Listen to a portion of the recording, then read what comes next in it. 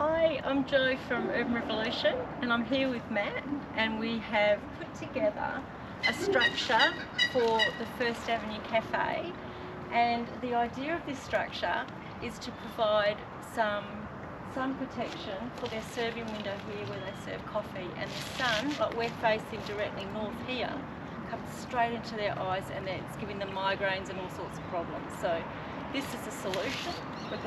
And what we're doing is that we're utilising a passion fruit vine to actually become a windbreak plus a nice little shield and cover to protect them from the sun.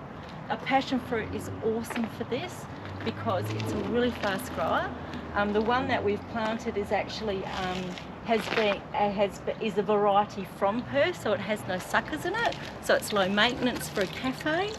And it's just going in over the next season, it's going to cover pretty much the majority of this. It's a fast growing shade, and they're also going to have, be able to put their name and chalkboard and have the kids playing with this.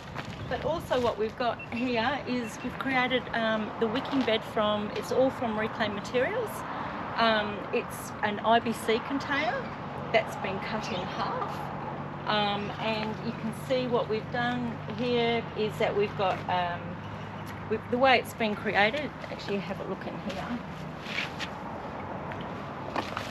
So we're at almost. We have an overfill. We've just been filling it now. So this is the overfill, which is at the top of the aggregate. So we've got aggregate for about 15 centimetres. We've got geotextile, and the rest is filled with a humus-based potting mix. And then with mulch on top. This has got a drain that's right at the bottom, so we can drain the whole thing, but this is great, an overfill, as you can see. It's filled up the whole reservoir now. And the idea behind a wicking bed is that as the plants respire, it creates a capillary action in their roots, which pulls water from that reservoir into the soil, and so the plants actually regulate the amount of water in the soil.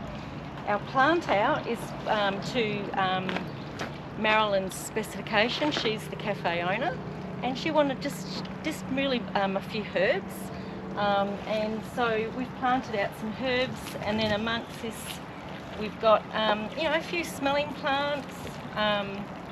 We've got some yarrow, which is wonderful for lacewings and hoverflies, and we've also planted out with mainly perennial plants, which will keep that soil being, to a lovely moisture through that capillary action of always having roots in the soil.